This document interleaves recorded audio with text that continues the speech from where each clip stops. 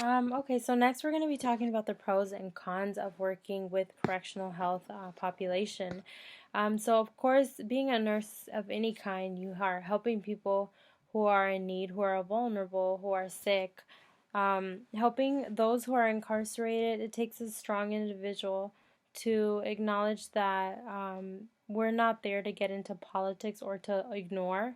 We are there to advocate for the patient, for exactly who they are. And if you think about this and how important it is, especially for advocating for that one person or that person that most people are turning their eye to, and that's what really makes a difference. Um, so of course the cons would include, well, let's continue with the pros. So the pros, definitely the pay is good.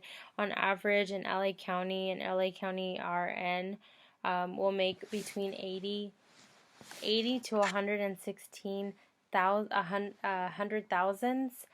So we'll say 80,000 to 116,000 is projected as an LA County Sheriff RM.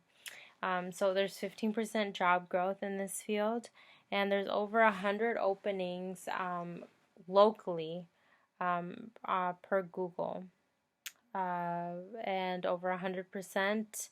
Like we said, openings. I get a lot of updates and a lot of openings on that on my emails for potential positions for correctional health.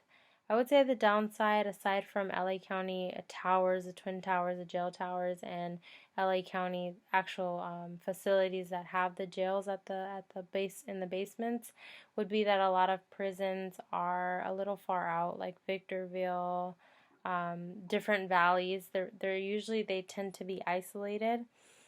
Um, so definitely some areas, you would either have to commute to or you would have to move to these smaller areas.